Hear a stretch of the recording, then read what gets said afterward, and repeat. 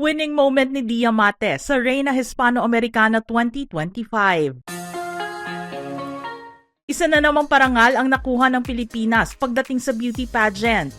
May ilang taon na nga ring hindi nakakakuha ng major crowns ang bansa sa pagandahan. Pero sa pagpasok ng 2025, isang Pinay ang nag-uwi ng magandang balita. Sa ikalawang pagkakataon nga makalipas ang 8 taon, naiuwi ni Dia Remulla Mate ang titulo at korona bilang Reina Hispano-Americana 2025. Isang malaking karangalan para kay Dia ang pagkapanalong ito dahil makikilala na ang kanyang pangalan sa mundo ng pageantry. Sa simula kasi ng kanyang pagsali sa mga beauty pageants, magmula sa Miss Universe Philippines 2024 na nakakuha ng ilang mga special awards at Miss World Philippines 2024 kung saan siya nakoronahan bilang Reina Hispano-Americana Filipinas 2024. In-enjoy ni Dia ang bawat saglit bilang isang kandidata. Subalit ngayon ay mas makabuluhan na ang pagsasaya niya bilang title holder. Marami nga ang nagsabing si Dia ang susunod na mag-uuwi ng korona na unang binigay sa atin ni Winwin Marquez noong 2017. Nakikita kasi ng mga pageant fans na itataob ni Dia ang kanyang mga kalabang beauties at malakas ang tsansa niya na maiuwi ang korona dahil dala niya ang katangian ng isang beauty queen na mayroong lakas ng loob na tumapak sa home country ng mga Latinas. Kaya naman ginawa ni Dia ang lahat ng kanyang makakaya para maging handa sa pageant night. Ginanap noong February 9, 2025 ang Coronation Night sa Santa Cruz, Bolivia. At naka-livestream naman ito sa broadcast channel ng Reina Hispano-Americana Socials noong February 10 petsa sa Pilipinas. 6 na buwan din ang naging preparasyon ni Dia para sa international competition. Kaya naman dugot pawis ang kanyang inialay para maging close to perfect ang kanyang performance. Malaki rin ang kanyang pasasalamat sa pasarela coach na si Miss Grand International 2024 first runner-up CJ Opiaza dahil walang sawa nitong tinutukan si Dia sa kanyang pagpapractice kahit isang gabi na lang ang natitira bago ang finals.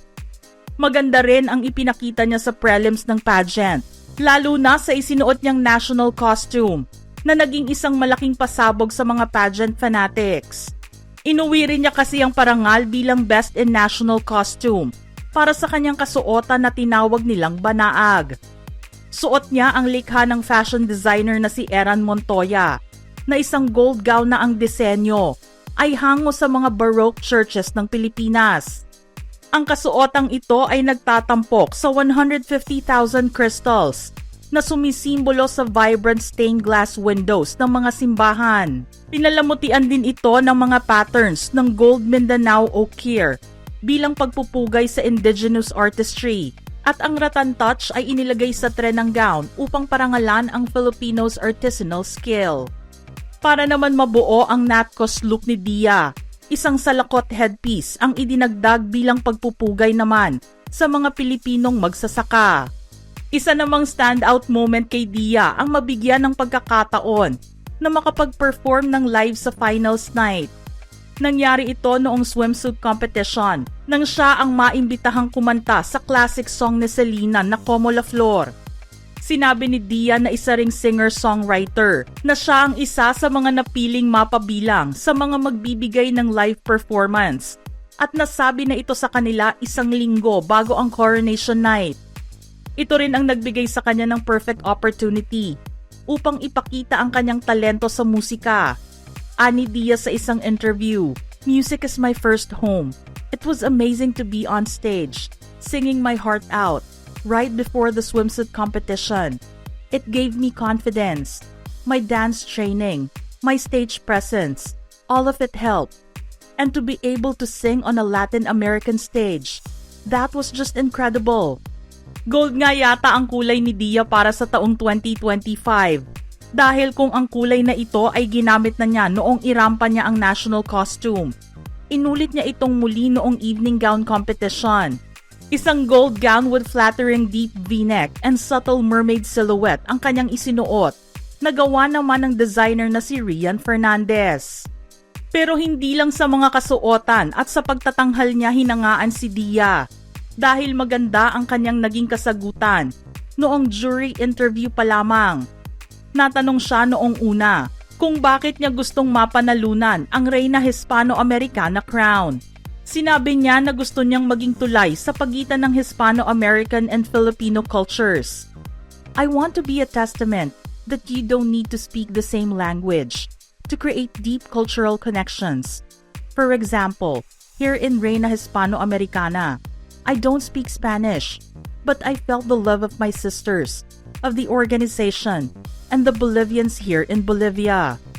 At para naman sa final question and answer na siyang nagbigay sa kanya ng corona, natanong sa kanya ay, what value do you think is the most important to create a fair society, and why do you think this is important?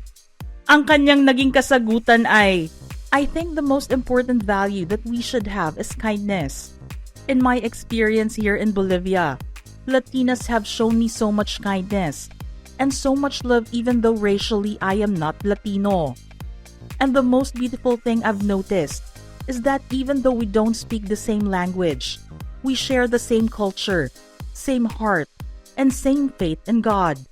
And I hope this shows everybody that if we use kindness, we can show that we are all the same and can create a better world and a better society for us all.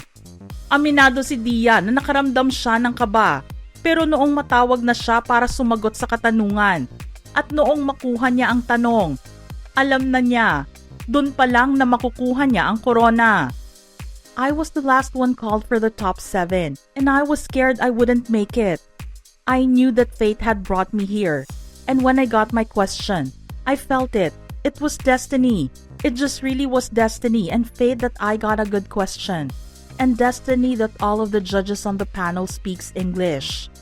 Mahirap ang pinagdaanan ni Dia sa Bolivia kahit maraming tulong ang kanyang nakuha sa mga co-candidates at staff.